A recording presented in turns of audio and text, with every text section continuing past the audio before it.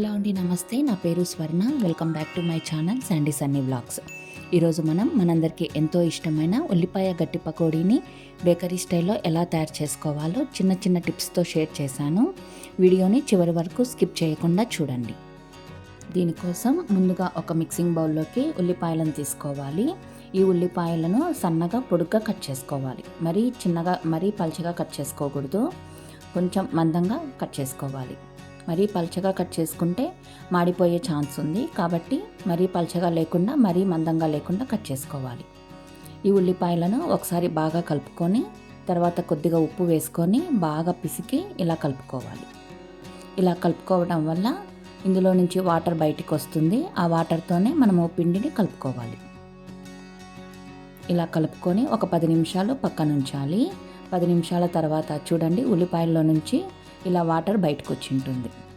మనము maximum water కలుపుకోకుండానే పిండి కలుపుకోవడానికి ట్రై చేయాలి.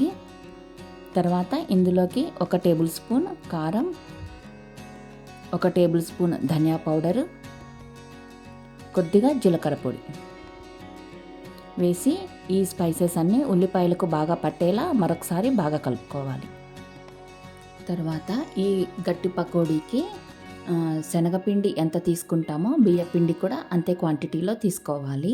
కొద్దిగా వేసుకుంటూ కలుపుకోవాలి. నేను ఇక్కడ 1/2 కప్పు శనగపిండి, 1/2 కప్పు బియ్యపిండి తీసుకున్నాను. ఇలా కొద్దిగా వేసుకొని ఉల్లిపాయలకు పిండి బాగా పట్టేలా బాగా కలుపుకోవాలి.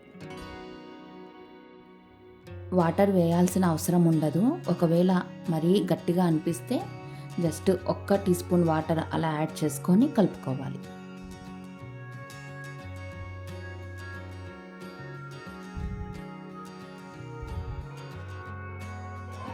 ఇలా బియ్యపిండి కొంచెము, శనగపిండి కొంచెము వేసుకుంటూ కలుపుకోవాలి.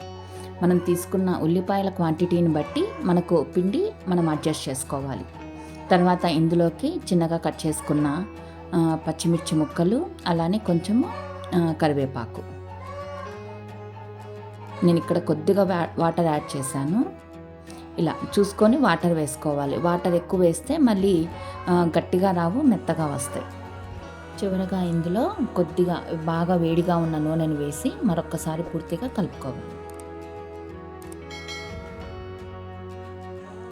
మనం కలుపుకున్న పిండి మిశ్రమము బాగా గట్టిగా ఉండాలి. అంటే చపాతీ పిండిలాగా ఇలా బాగా గట్టిగా ఉండాలన్నమాట.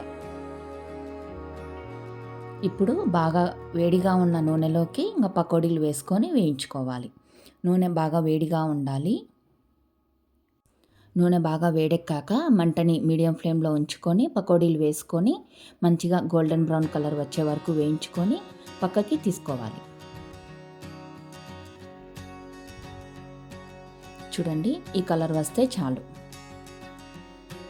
ఇలా అన్నిటినీ వేయించుకొని పూర్తిగా చల్లారాక ఒక ఎయిర్ టైట్ బాక్స్లో మనం ఉంచుకున్నామంటే 1 వీక్ వరకు మనకి ఫ్రెష్గా ఉంటాయి. ఇలా మొత్తం కలుపుకున్న పిండిని మొత్తం వేసి వేయించుకోవాలి. పూర్తిగా చల్లారాక మనం స్టోర్ చేసుకోవాలి. ఇలా స్టోర్ చేసుకున్న దాన్ని ఈవినింగ్ టీ టైంలోకి కానీ లేదంటే ఏదైనా జర్నీస్లోకి స్నాక్స్ లాగా కూడా మనము తీసుకెళ్ళచ్చు.